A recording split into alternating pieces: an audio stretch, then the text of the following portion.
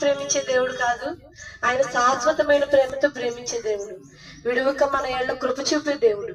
అలాంటి దేవుని గురించి మేము చెప్పకుండా ఉండలేకపోతున్నాం.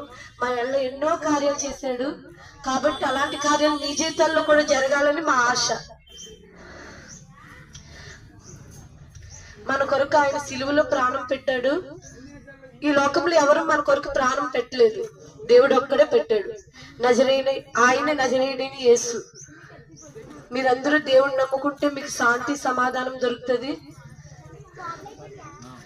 బోలో మహారాజు యేసుకి జై జై.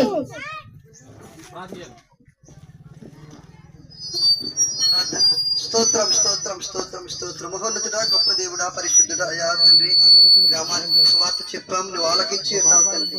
అయ్యా, నువ్వు జీవము కలిగిన దేవుడి కనుక తండ్రి నీకే వందనాలు చెల్లిస్తున్నాం. ప్రతి కుటుంబాన్ని మీరే ఆదరణకర్తగా ఉండి ఆదరించి అయ్యా కుటుంబంలో బలహీనత తొలగించి నువ్వు స్వస్థపరిచే దేవుడి కనుక నీ చేతులకి అప్పగించుకుంటూ యేసు పరిశుద్ధనామమున అడుగుతున్నాం తండ్రి.